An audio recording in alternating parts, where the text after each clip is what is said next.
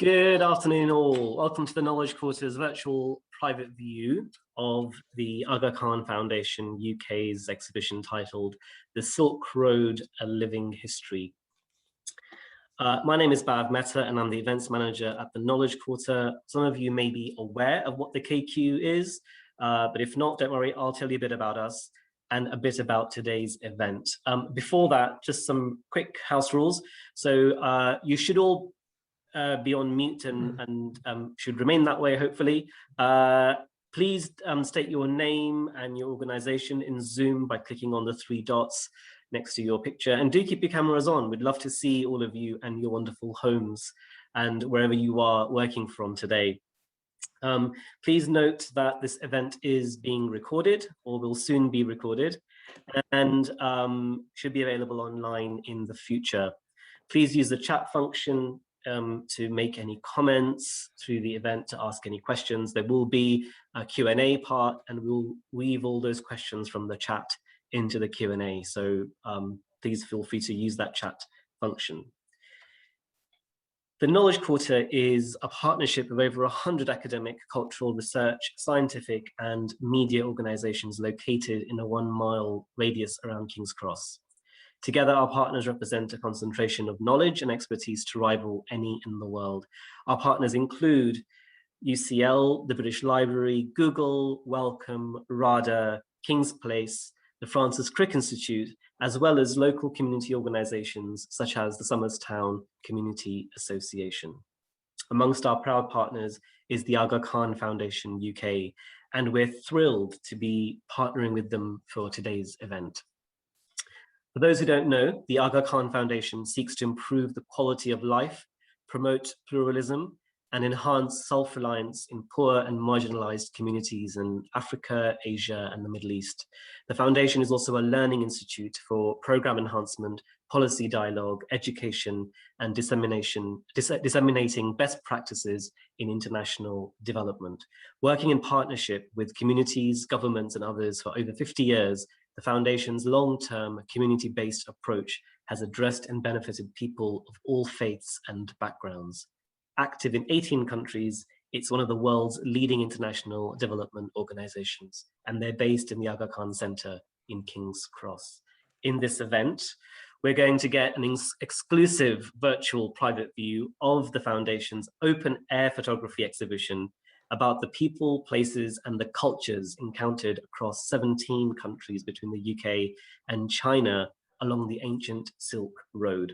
Comprised of nearly 160 photographs, mounted on 24 photo benches in Granary Square, the Silk Road, A Living History invites the viewer to take a 40,000-kilometer journey from London to Beijing, including photos from Iran, Turkmenistan, Uzbekistan, Tajikistan, Pakistan, India, and China.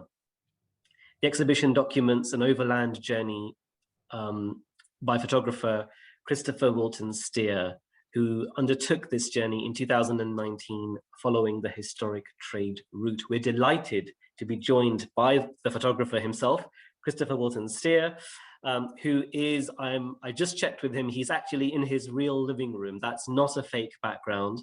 I'm in the British Library, so I have this background, but Christopher, you definitely win top points for the background award. Christopher is a travel photographer and head of communications at the Aga Khan Foundation in the UK. His professional and personal work takes him to remote locations across Africa, Asia, and the Middle East. Through his photography, he's interested in exploring less well-documented and often misunderstood parts of the world in an effort to help demystify them and build bridges of interest and understanding between different cultures. His work has been featured in magazines and newspapers around the world, including National Geographic, The Guardian, CNN, Financial Times, and Der Spiegel, amongst others. And as it happens, the exhibition and a wonderful photo essay feature in today's Guardian. So do go and check that out. I'm going to hand it straight over to Christopher. I'm going to stop sharing my screen so you can share yours. And we definitely look forward to hearing roughly about 30 minutes of your journey. Thank you very much, Bav, and thank you to the Knowledge Quarter for having me here today. It's a real pleasure to speak to you all, and excited, as always, to talk about this journey and this project and to show you a little bit more about it. I mean, one of the benefits of being able to do these presentations is that, you know, in the exhibition is only 160 photographs, but through these presentations, I can show you a little bit more about I go a little bit deeper into these places that I visited. But before I start, I just wanted to give a little bit of background about the Silk Road itself and also kind of my interest in it. As most of you will heard of the Silk Road or know a lot or little about it, but it refers to that set of ancient trading links which connected China with the West, of course, through Central Asia and the Middle East, and there were other sort of branches of it. Along which goods, ideas, people, and technology flowed. You know, gunpowder came from China, the printing press, magnetic compass, a lot of advanced mathematics and geometry came from the Islamic world to Europe that way. Of course, silk flowed along it, and all sorts of other bits and pieces. But you know, ideas and technologies and religions, of course, flowed along it too. So it's just been this historic trade link, which is a conduit of communication really between the East and West, and has helped informed civilizations and modern nations along it, and been a kind of learning exercise for the world. And you know, it was established over 2,000 years ago. It was the Han Dynasty in China in about 138 BCE sent one of their generals westward and said, you know, with a mission to establish strong cultural and trade links with the people of Central Asia, and then that set in motion this huge kind of expansion of trade links. And then in about the 16th century, it lost a lot of its luster and prominence due to kind of expanding maritime trade links, cheaper and easier, and probably less dangerous to take goods on. And but that legacy of exchange lasted a long time and has lasted till today. And today it is the Silk Roads are on the rise again, as Peter Frankopan, one of the big writers around it, often says. And China investing trillions of dollars into something called the Belt and Road Initiative, which will reconnect about 65% of the world's population through an enormous infrastructure program. So really, the Silk Road was of course hugely relevant in the past, but it's becoming more and more relevant today as well. And as an organization, it's a part of the world we work in a lot. And you know, when I first started getting interested in this years ago, I lived in Beijing and would fly back and forth and look out the window and think, you know, what's down in between all these places? You know, I know nothing about them. Became interested in the idea of an overland journey, but it wasn't until years later that I was working for the foundation, traveling to these parts of the world in Central Asia, that I started to see how a journey could be made, and also what story could be told about not just the plurality of cultural expressions along it and the contributions of various countries and civilizations to shared human endeavor, but also about the work of the foundation today, which is pretty extensive in Central and South Asia and the Middle East. So I want to take you on that journey now. We're going to travel across 16 countries and about 40,000 kilometers. And I'm going to try and do everything within the 30 minutes I've been allotted. So there's a lot to get through. It's just pictures, so don't worry about reading anything. I'm just going to throw up on the screen here, and Bav, please come in and tell me if you, ooh, have I shared my screen yet? I don't think I have. 1 second. Okay, I think it's this one. No, it's not, it's this one. Please tell me if you can't see the map in front of you, but this was the journey in 2019. Oh, how lucky I was to do it back then, that I took. And I literally left King's Cross St Pancras, took the Eurostar to Paris, and then continued that way. So I'm just going to jump straight to Venice, which was one of these kind of Western markets of the Silk Road. It developed, you know, it was established in the 7th century, but by the 15th century, it had all sorts of well-established trade links with the Ottomans in Turkey and the Mamluks in Cairo, in Egypt and Syria, and also the Safavids in Iran. And through those trade exchanges, lots of ideas from the East came to Venice. So that was kind of one of the things that I was looking at while I was there. And here's an example of what I'm talking about. You have here, you can see, the Doge's Palace on the right, and behind it, St. Mark's Cathedral. Here's a closer up image of those two. And you can see those lanterns on St. Mark's Cathedral. A lot of art historians will point to these minarets in Cairo and say that, the design for these are highly influenced because of the trade links with the Mamluks in Cairo. And similarly, on the right, you've got the Doge's Palace, and you see those kind of geometric tiles, those lozenges on it.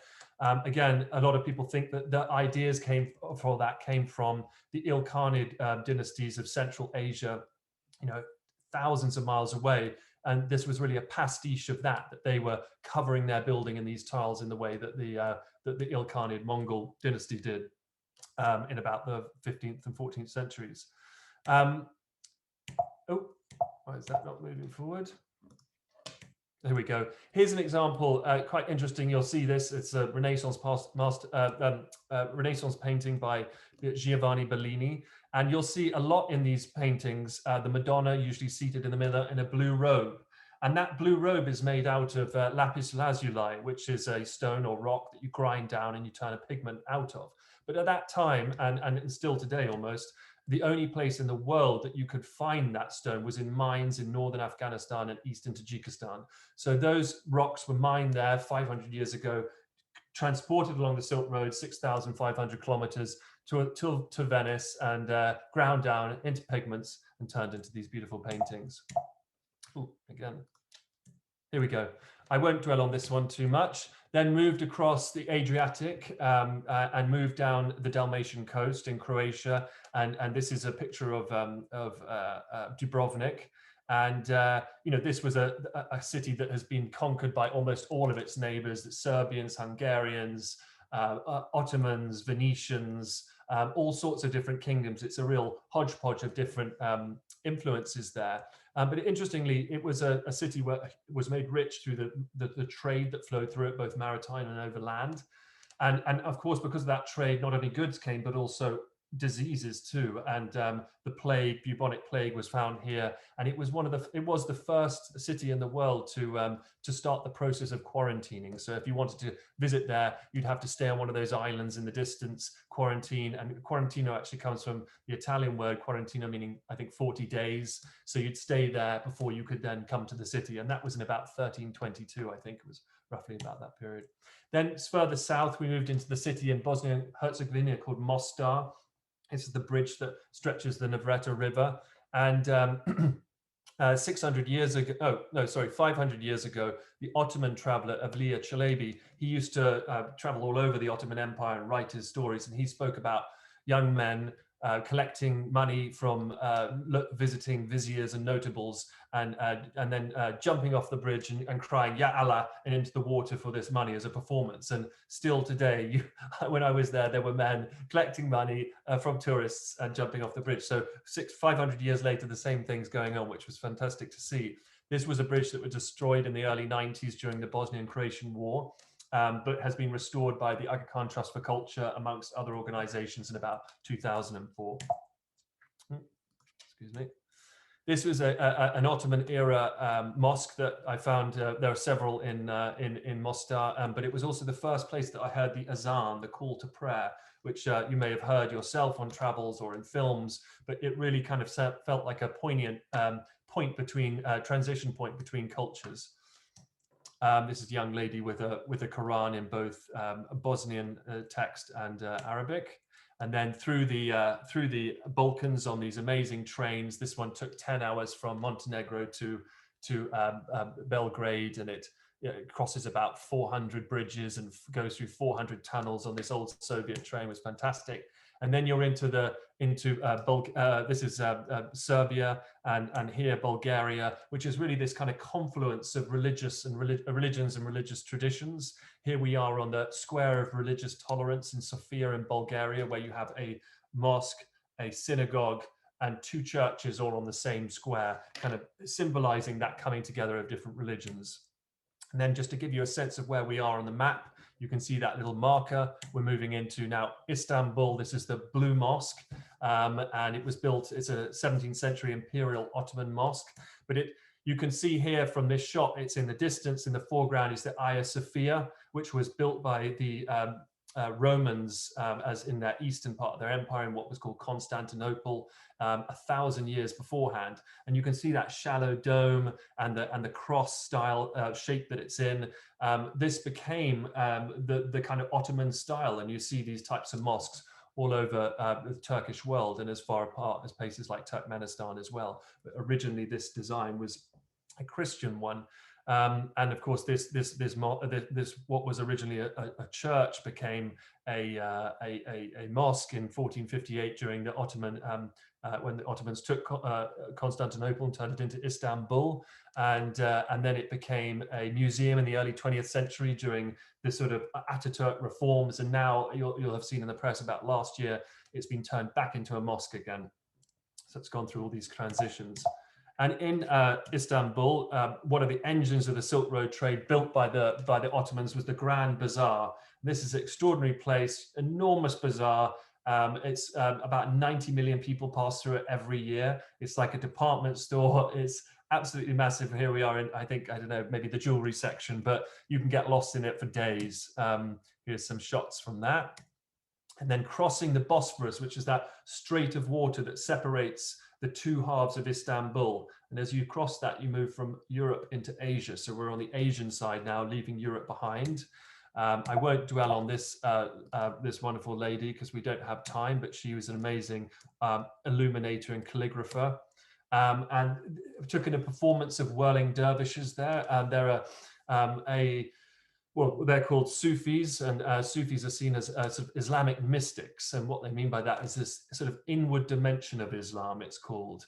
And what they're doing here is they're whirling in a state to become, create an ecstatic state in their mind so that they relinquish themselves of their ego and they return more able to love and to be of service to all creation.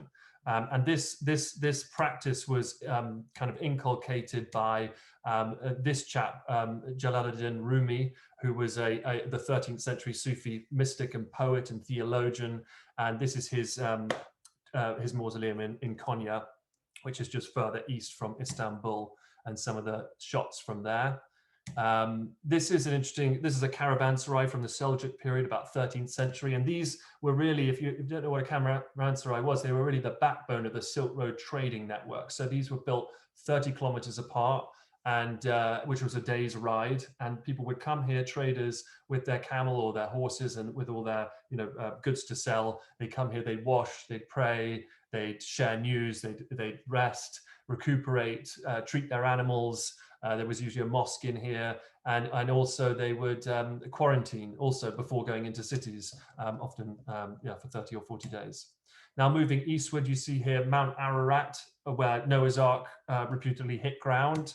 Here's a closer shot of that, and the reason I talk about that is because this eastern part of Turkey, called Eastern Anatolia, this was once a part of the Armenian Christian kingdoms, and here you see this 10th century church on Lake Van. Some of the iconography you can see there. And this is the city of Ani just north of that, which was at the crossroads of the Silk Road. And it was called the city of 1,001 churches, but today very little of that remains. It was sacked by Genghis Khan in probably the 13th century and didn't recover much after that, but was once one of the biggest cities in the world. And then crossing the border, we're into Iran now, into Tabriz. This is the largest covered bazaar in the world. It has about 8,000 shops in it, about 30,000 employees. This is in the rug section, and again, it's an extraordinary sized place. Marco Polo reputedly went through it. There are 22 caravanserai. He probably stayed at one of those. And here are people buying and selling these beautiful Persian rugs. These are the silk ones. They have this kind of gorgeous sort of royal designs. Here's some more scenes from that. You don't see many computers in there or phones. It's landlines. Sorry, you don't see many mobiles. It's landlines and paper. And this guy's even rocking an abacus here to do his sums. Wonderful kind of old-fashioned place.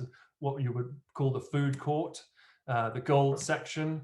And then this is a tomb by a Mongol general in the northeast of Iran. So he was sweeping in from the east, conquered large parts of northern Iran, these Ilkhanids, and he he conquered the area, but he took on the religion of the people that he conquered. So he brought some of himself, but he also took some of the local with him. This is the mausoleum he designed for himself in Sultaniye, and some shots of it from the early 20th century. You can see what bad condition it's in, and they're restoring it. It's been under restoration for 50 years, so it's still going. And then into Isfahan, this was kind of this was made the capital of the Safavid Empire in 1598 by Shah Abbas I. He made it the most beautiful, gorgeous city in the world. And partly how he did that was by bringing lots of Chinese artisans to Isfahan, because they could produce unbelievably beautiful works, and married that with Islamic geometry that was starting to really develop in this region. And so you have these kind of gorgeous surface decoration everywhere of these royal mosques. These are called mukanas, which hang almost like stars from heaven when you're standing underneath it, and these beautiful ceilings. This is the Sheikh Lotfala Mosque. You can see just mesmerizing beauty there. And part of the legacy of those Chinese artisans is a bazaar which is still full of artisan crafts. And trust me, there's not many tourists there. You know, it's quite difficult for people from the West certainly to visit Iran. So it was mostly a kind of domestic market, but they're still full of artisans practicing their trade there. And then this was something extraordinary in Iran that I witnessed. It's called Zorkana, and that means house of strength. And this is where people men go to exercise, but it's a kind of spiritual form of exercise. And they go here to praise Ali, the prophet's son-in-law, who was known for his strength and his humility. And through these exercises, they demonstrate some of that strength and humility. So I'll just play you a short video here. I'm going to really skip through it because we're a bit short for time. But you hear this sound, and then the drums come in.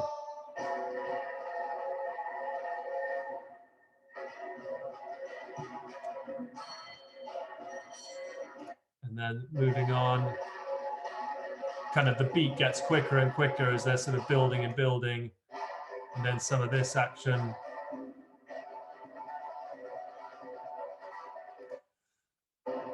And then interestingly, they start whirling, they start spinning like whirling dervishes. But in a way, what they're trying to show is that they can stay upright for long periods of time, but there's a spirituality to it as well.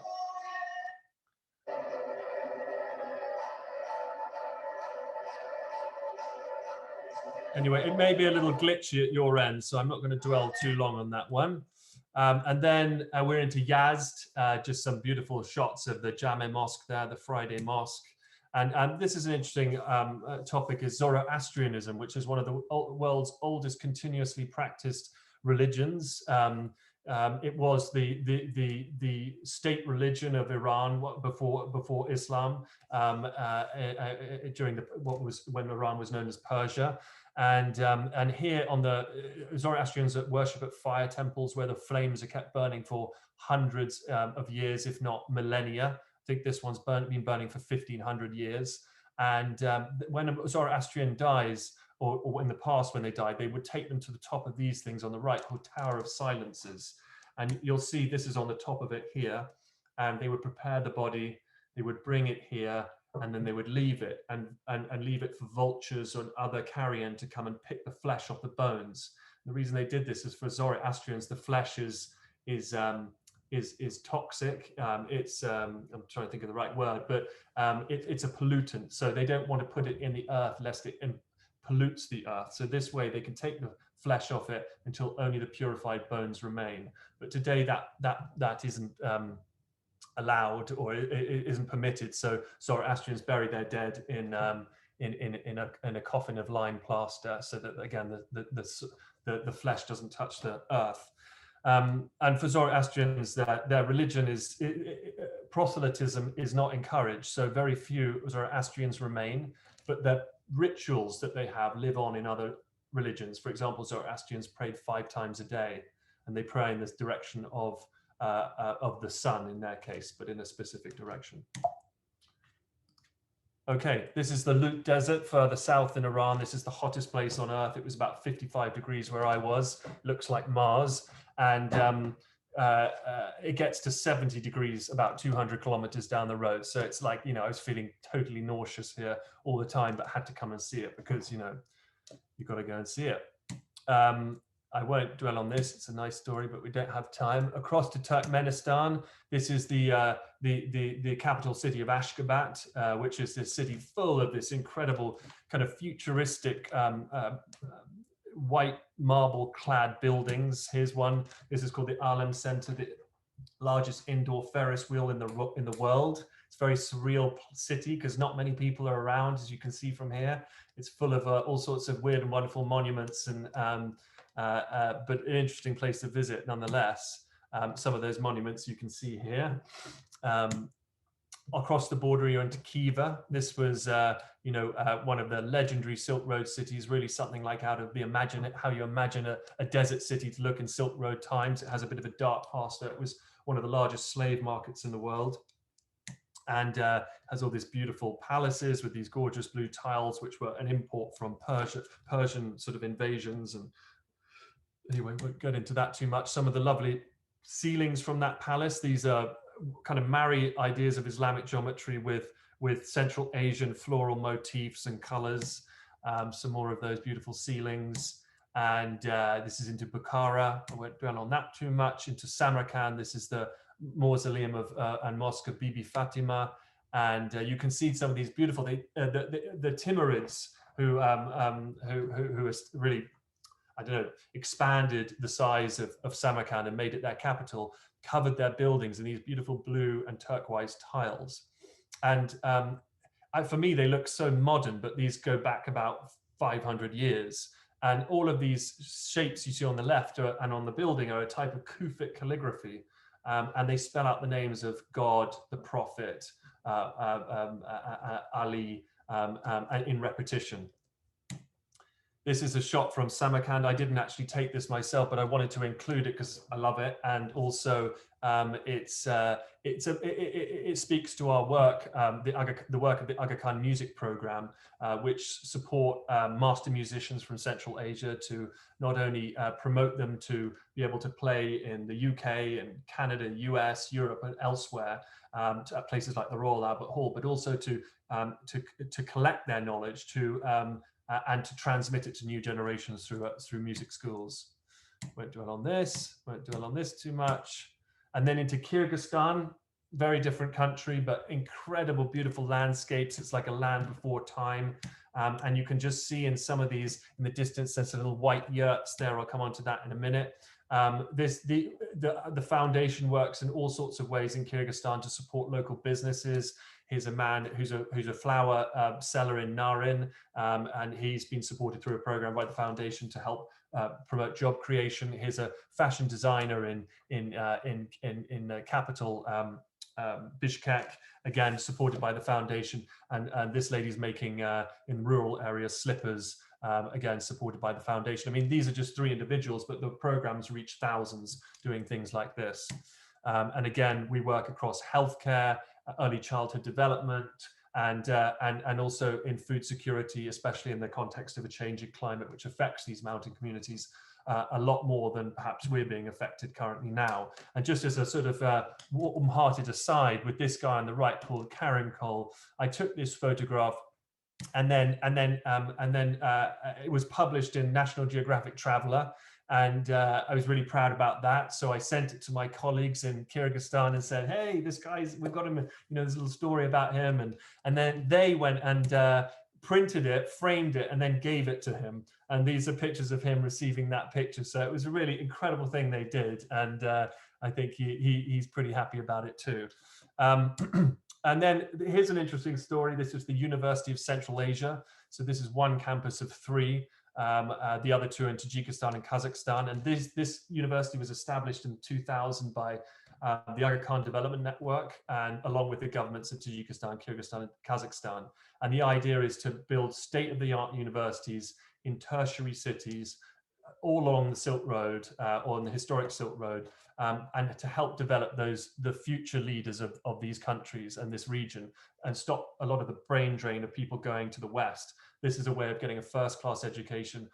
Most of the students have scholarships there, but they can get them right here. And the idea is that what they learn here is both kind of it's local knowledge and relevant locally, but also it's within this global context as well. So if you're doing economics, it's not just local economics, it's local economics in the context of global economics, etc. I won't dwell on that. Then I mentioned about the yurts and these incredible landscapes, and Kyrgyzstan is quite unusual in that because of the semi-nomadic life, some people live there in rural areas. You know, you don't get this sort of blight of crappy construction all over the landscape. You know, you have these really beautiful, pristine landscapes, and people, you know, the yurt, once it's winter, they pack it up, move it on, put it somewhere else, and very ephemeral and much more in kind of harmony with landscapes than a lot of places in the world. Some shots of a place called Songkul, and you know, when you're typically it's a real rider kind of culture there, horse riding. You know, babies will learn, young kids will learn how to ride before the age of 5 to be extremely competent, and yeah, this is interesting, just a different way of life, really. A shot from there at sunset. And now we're crossing over to Tajikistan. We just have 5 minutes left, so I got to speed up. Here they're wearing these lovely Kalpak hats. They're actually Kyrgyz Kalpak hats. You would have seen the guy in the previous picture. And because these are semi-nomads, they've kind of moved with the seasons, and this is into eastern Tajikistan. So even though there's borders there, they're kind of just moving anyway, because this is what they've done for centuries. And you can see in the foreground there, those two little yurts. They've come here to bring their yak and their cattle and camels and horses to graze in these pastures, and then in the winter when it gets to about -40, they go to the towns to try and stay warm. Okay, this is what Avange Valley in Tajikistan, so we're further into eastern Tajikistan here, and the reason I put this here is because this is one of many valleys where we work to expand access to electricity.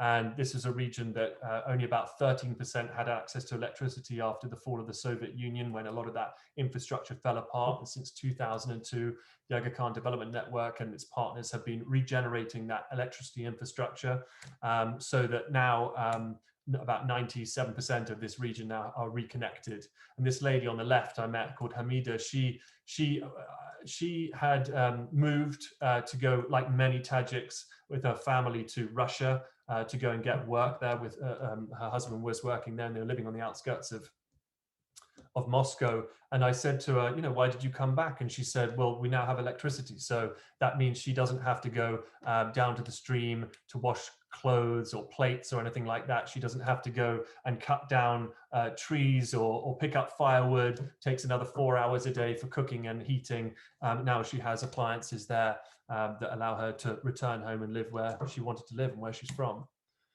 This is a picture of from the opening of a tourism center. We do a lot to promote tourism in the region, but I won't dwell on that too much. This is Afghanistan in the distance, and this Zoroastrian fire temple in the foreground. And here is the bridge. It's also called Avange Bridge, and this is one of 6 Aga Khan Foundation have built to connect these two countries. So on the left of the river is Afghanistan, on the right is Tajikistan, and these bridges are created not only, you know, these are essentially brothers and sisters live on other side of the border, cousins, but they were separated due to sort of the geopolitics of the early, late 19th century, when Britain and Russian empires essentially tore these two regions apart. These bridges are slowly bringing them back together. Traders can move to either side and sell at markets visa-free, and Afghans who need urgent medical care can cross those bridges to get them on the Tajik side. So I'm now 40 kilometers from Pakistan, where I want to go next after Tajikistan, but I couldn't cross Afghanistan because of security concerns. So I had to take a 7,000 kilometer detour, and unfortunately have to take a couple of plane journeys to get me back up to northern Pakistan. This is a southern Pakistan, so I won't dwell on this, but it's a restoration project that we're undertaking in Lahore. And then in the north, you're up in the Himalayas, the Karakoram Mountains. It's spectacular, incredible place. This is Kaploo Palace, which was built in about 1840 or something like that. and it was the seat of the local king, and it brought together all the influences architecturally from the regions that it bordered. So you've got Tibetan, Balti, Nepalese, different influences there. And this has been restored when that kingdom was sort of dissolved. A lot of his assets had fallen into disrepair. There were animals in here grazing, half the front had fallen off, and this was restored in about 2004 by the Aga Khan Trust for Culture, and it was also converted into a heritage hotel by Serena Group, which is also part of the Aga Khan Development Network. And so you can go and stay in these places, and it is amazing. So I really recommend that. These gorgeous places to go and visit. There are several of these that have been restored by the Trust for Culture, and that you can stay in a few of those. But it wasn't only architectural influences that moved across. Of course, religions moved too. And so until the 15th century, northern Pakistan was predominantly Buddhist. And you can see some of the heritage of that still there today.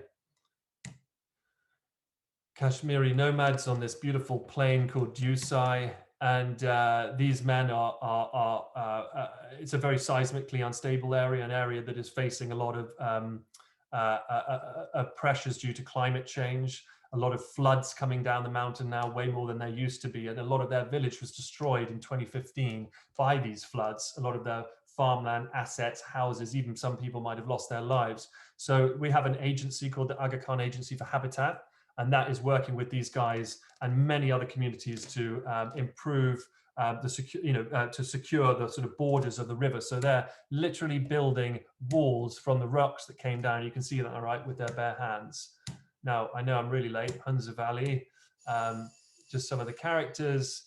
I won't dwell on this too much. There's a wonderful program there that supports marginalized women to learn masonry, carpentry, all sorts of interesting things. They literally built that music school in the bottom right, and now people through the Aga Khan music program learn and music and nurture their talents there. Now we're on the Karakoram Highway, going higher and higher towards the Chinese border. This was, this crazy road was built actually along parts of the old Silk Road, but on the other side of the mountain. And it was, an extraordinary infrastructure undertaking which connects Western China with southern Pakistan. It was called the eighth wonder in the world at one point. And then you get to about 4,500 meters above sea level. It's the highest paved border crossing in the world. And this is how the entrance into China into Xinjiang province here. Looks completely incongruous, this sort of thing, but an amazing kind of dramatic entrance into China. And then we cross the border. Here we are, just so you know, northern Pakistan, Chinese border. Those are the Pamir Mountains into Kashgar, this old wonderful Silk Road city, which brought together, it was really the gateway for Chinese going to the markets of Central Asia, and the gateway for people coming into China, merchants. So it has this amazing mixture of different ethnic groups there. Of course, Uyghurs are the predominant one, but Kazakhs, Kyrgyz, Han, Khalkhas, all sorts, Tatar. Here are some of the characters from that region. Tajik bread being made there. This is some scenes from the bazaar. This guy on the left is spinning some hand-pulled noodles. There's a great story about this guy, but I just don't think we have time. And across the Taklamakan Desert, about 18 hours. This is a Taklamakan, I think in Old Uyghur means what goes in doesn't come out. But fortunately I did, thanks to the marvels of modern trains. And this is then into the Gobi Desert. You have these incredible mountains of sand. These are the old Bactrian camel that people would take their goods on, but today they carry tourists. And into Jia Yuguan, which is the westernmost part of the Great Wall of China. This is one of the forts that was there to protecting the trade routes. And then into Xi'an, the old capital of China, one of the old imperial capitals. And this was really considered the start of the Silk Road. But a lot of people were drawn to Xi'an over the centuries, traders, especially a lot of Muslims. And this is the Muslim quarter in Xi'an. And so you have all sorts of interesting mix of ethnicities there and food. This is the oldest mosque in China, Great Mosque of Xi'an. It goes back to 742, which is about 120 years after the establishment of Islam. So incredible that this thing was even being built, so soon afterwards. And some more scenes from that. And then into Beijing. This is the end of of my journey and of my talk so far. And I've gone a few minutes over, but I hope that's okay. I hope you enjoyed the journey and look forward to any of your questions. And of course, I can show you a few more. This is the exhibition. Sorry, Bav, I realize I'm going into it, but I might as well do this now. This is what's on Granary Square now. So it's laid out in a linear fashion. So you can walk from London to Beijing through these photographs. It's a little bit just an aerial view of when I was visualizing it. And we have around it a series of talks, which I'll show you the website where you can find it out about the Silk Road, its history, heritage. We have workshops, which we're doing in partnership with the Princess School of Traditional Arts. So you can come and do an introductory course in Islamic geometry or Ottoman calligraphy, paper making. And then hopefully, we're planning for the 11th and 13th of June to have a Silk Road Bazaar as part of the Canopy Market in the Canopy Market area in King's Cross near Granary Square. And that will stock and sell goods from UK-based vendors importing products from Central and South Asia. Some beautiful stuff that will be on display there. And some of our partners, I must thank them. And thank you, I'll leave it there. And this is the website. So if you want to learn more about it and get deeper into the stories or learn about the talks and register for them, please visit silkroad-livinghistory.org. Thank you.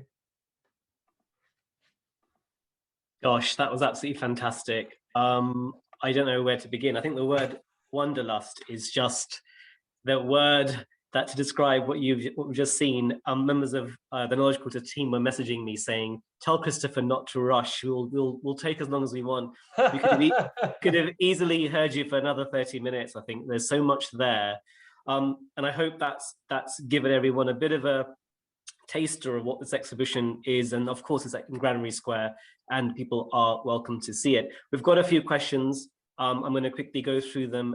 But people, if you need to leave, before you leave, please write a comment, give us your feedback in the chat before you leave. And if you have any questions, do write them in. The first question I have to ask you, and it's a horrible question, but what was your favorite city? What was your favorite part of this entire journey? Well, you know, it's a difficult one because it's so relative, because I had traveled to some of these countries before and they had blown me away when I went to them, like northern Pakistan, which is a personal favorite. And so when I went, I kind of knew what to expect. And so it didn't have quite the same wow factor, even though it does have wow factor, but you know, when you don't know what to expect, it's different.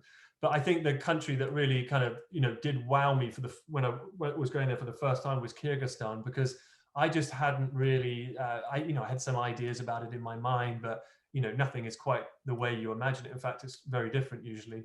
And so going there, seeing those huge valleys, the space, the sort of the nomadic life there, the different life there, something so different to the way that, you know, a lot of lifestyles have converged in the world. There's that sort of homogeneity of values and ideas and of how we want to live our lives. I mean, there's still plenty of diversity, but there it really felt like, no, this is something quite different. And I really, you know, it was a great experience for me personally. And it was very, enjoyed staying in the yurt and doing horse riding. Can imagine. Now, what inspired you to do this journey in the very first place? Did you go there with the intention to take this many photos for an exhibition, or was it part of some other project that you were doing at the Aga Khan? What was the genesis of your journey? And can you also tell us a bit about how you actually traveled? One of the questions in the chat was, did you travel by train, or what was your main mode of travel across these countries? Well, and how long did it take you in total? Oh yeah, I should have said that. It took me 4 months, and you know, I never spent more than about 2 nights in a single place. So you know, I really skimmed, and you know, I'd love to have done it in more months, but you know, that was all that was at the time that I could was allowed. And so the first question was, sorry, what inspired me? I mean, I had always been interested in this on a personal level. I mentioned a little bit earlier about, you know, living in Beijing and imagining it back then. You know, I had read a lot about, got very interested in the countries in between, and travel writing. Colin Thubron, you know, fired my imagination amongst others. And I always wanted, you know, I loved travel from a young age. My dad, he was in publishing and he used to travel a lot, and wherever I was, he'd send back postcards from all these crazy locations. So it was kind of always in me, this. And I always wanted to have one great trip in my life, you know, something I could look at and be like, wow, that was, you know, an amazing thing to do. Of course, I want to do this trip many more times in my life now. I hope it's not the only one. And so I guess for me, I felt that there was a powerful story to tell about the connections between different cultures along the Silk Road that was not only interesting to me, but an interesting, something important for the Aga Khan Foundation. You mentioned pluralism earlier. And I thought, wouldn't it be fantastic to have an exhibition whereby you could walk from one place to the other through photographs? So it wasn't just a sort of travel photo collection of different places that are individually interesting, but to think about what that body of work looks like as a whole and as a sort of spaced out exhibition, so that you can take a journey yourself. And I got really interested in that idea, and I just thought it was as a form of storytelling could be really interesting. And so yeah, that was. And what equipment did you use? Someone's asked in the chat. What camera equipment did you use? Oh yes, I'll come to that. But I remember somebody asked, how did I get around? It was really car. Rented cars. Sometimes I took ferries when I had to on a few sea routes that were there, and trains, of course. Mostly public transport. And then in some countries like Iran and Turkmenistan, you have to be with a government guide if you're British, and now there's some other nationalities as well. So I had to have a guide there. I couldn't just get on a train. If I had an Irish passport and a French passport, I could just turn up to the border, got my visa on arrival, and just walked into Iran. As a British citizen, unfortunately, that's not the case. So I had to have a guide with a car who took me across Iran. And but otherwise, yeah, it was cars. And then in the countries where AKF Aga Khan Foundation works, I was kind of on official business, so I was photographing our projects there anyway. So I was fortunate. I cheated a little bit there. I had our teams, with their cars come pick me up from the border and ferry me across. So I was lucky that way. But there are lots of ways of doing it, so it doesn't have to be just that way. And then equipment. I mean, specifically camera stuff. Is that what the question is? Yeah.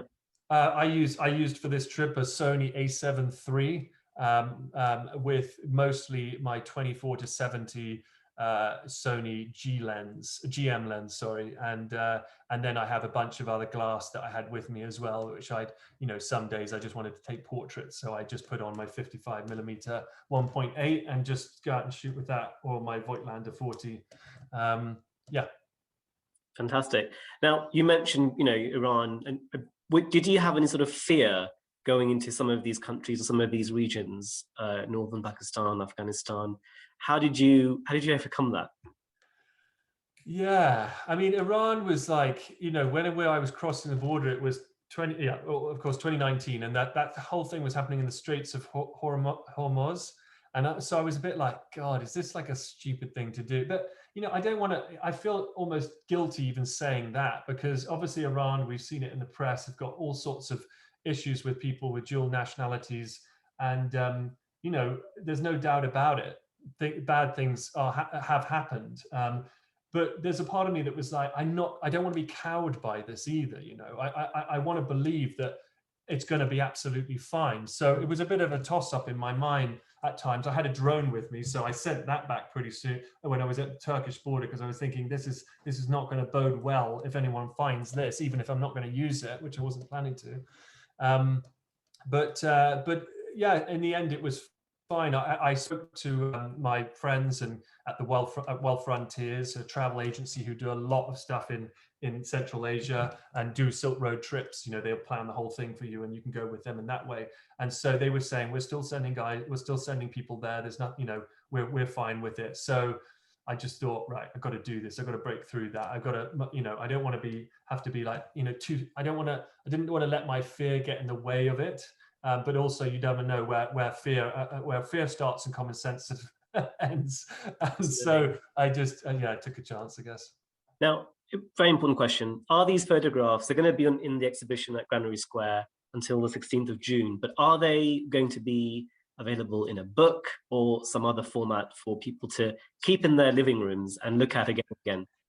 Yeah, well, thank you whoever asked that. I've been asked maybe 100 times about the book, and it fills me each time. I feel stronger about about actually making it happen, because there's obviously an appetite for it. And at the moment,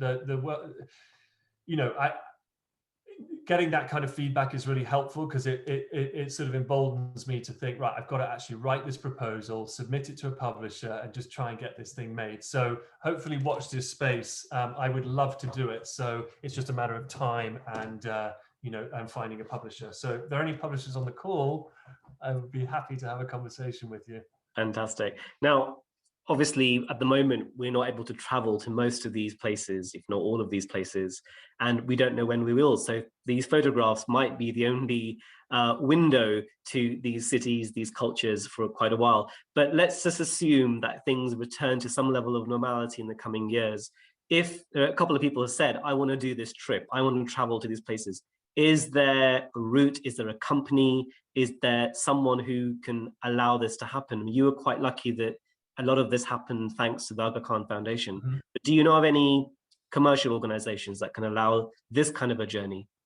Yeah. I mean, I mentioned a little before, World Frontiers. They are a travel company that specialize in this, and there are probably others as well, but I know they're particularly well known for it. But don't be complete. I wouldn't, whilst I think that's definitely a good route, don't feel that's the only way, because I had a conversation, a guy emailed me through my website the other day, and he'd seen, I think, the exhibition or an article or something, and he had cycled from London to Tokyo. He didn't go through Iran, but he went across the Caspian Sea. But he in 6 months he just cycled across this whole expanse. So far bigger trip than me, and far more physically grueling. And so you can do it. He was literally camping on the side of the road. He did it with a couple of mates, I think, and they camp and occasionally stay with families or hostels along the way. So you don't have to do it through an organization. You can do it on your own. It's just a matter of planning it, really. And as a British citizen, up until Turkey, you're visa free, through the route I took at least. And then obviously Iran, you need a visa. Turkmenistan, the same. Uzbekistan, you can just walk in, and it's really opened up. Kyrgyzstan, I think, is more or less the same. Tajikistan maybe a bit different, but you can get all these visas in advance, and once you've got them, you're good to go. Well, I think if ever you decided to take a tour with a group of people, you'd have a lot of people signing up to that. Maybe that's my new calling. That's your new calling, and please add me to number one to that list. But look, on that note, I think thank you so much, Christopher. That was an absolutely brilliant whistle-stop tour of the exhibition. Of course, the images are up in Granary Square. You've shown us a few of those photos. Can't wait to go and see it in person. And I request everyone who's in this call to come and see the exhibition in real until 16th of June. The website's up on the screen, so do check it out. And thanks again. Thanks, Christopher. We look forward to seeing everyone at our next event. Just a couple of quick thank yous, obviously to you, Christopher, but also to Sanan Aliyev, who's the Events and Communications Officer at the Aga Khan Foundation, who's really helped put this event together. And finally, just to say Eid Mubarak to everybody who's celebrating Eid today. We didn't know that this date would land on Eid, but it has, quite fortunately. We've had a wonderful glimpse of predominantly Islamic culture there. So it's really good timing. So Eid Mubarak to everybody, and look forward to seeing you at our next event. All the best. Thank you so much.